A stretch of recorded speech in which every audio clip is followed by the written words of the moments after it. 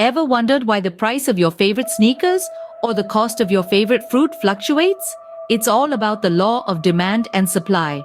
This principle is the backbone of market economics, acting as an invisible hand that shapes our buying and selling behaviors. Let's imagine apples, a staple in many households. If the price of apples rises, you might think twice before buying a bunch, right? That's the law of demand at work, stating that as the price of a good increases, our demand for it decreases. Now let's flip the scenario. Suppose you're an apple farmer and the price of apples surges. Wouldn't you want to grow more apples to earn more profit? That's the law of supply, suggesting that as the price of a good rises, suppliers are more willing to produce it. So, in a nutshell, if a product's price goes up, people want less of it, but producers want to make more of it. And if the price goes down, people want more of it, but producers want to make less of it. So, what factors influence this delicate balance of demand and supply? Let's delve a bit deeper. On the demand side, several elements come into play. Picture a sudden craze for a particular fashion item. The demand skyrockets, right? That's the influence of tastes and preferences. Now imagine people's income levels rise. They have more money to spend, and as a result, demand for goods and services generally increases. The prices of related goods too can sway demand. If the price of butter shoots up, people might switch to margarine, increasing its demand.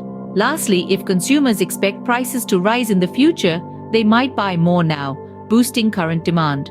On the supply side, let's think about a drought affecting the yield of a crop. This would decrease the supply.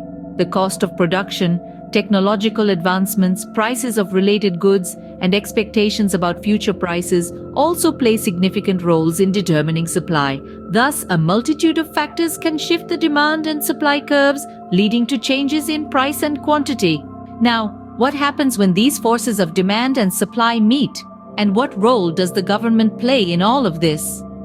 In the world of economics, when the quantity demanded by consumers equals the quantity supplied by producers, we reach a state of balance known as market equilibrium.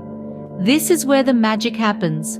The price at which this balance is achieved is called the equilibrium price, and the quantity bought and sold at this price is the equilibrium quantity. It's a sort of economic sweet spot where both buyers and sellers are happy. But what if the scales tip?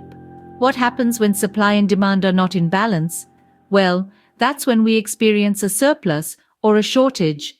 In the case of a surplus, the market price will fall to encourage more consumption, while in the case of a shortage, the price will rise to discourage demand, eventually leading us back to equilibrium.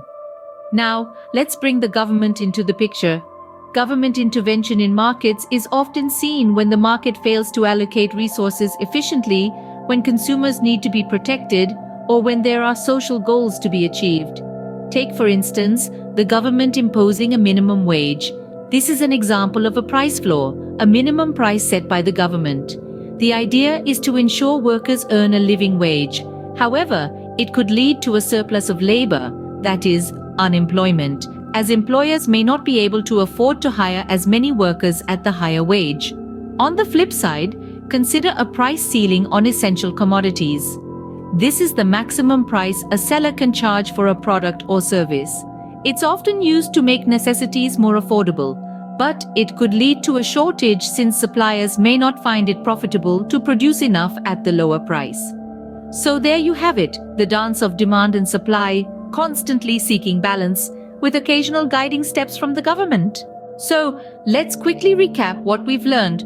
We dove into the law of demand and supply, understanding it as the economic theory that price is determined by the interaction of supply and demand. We discovered the determinants of both demand and supply, factors that influence the quantities bought and sold. Finally, we explored equilibrium and how government intervention can impact it. And that's the law of demand and supply in a nutshell, an essential concept in economics that affects our daily lives in more ways than one. Thanks for watching.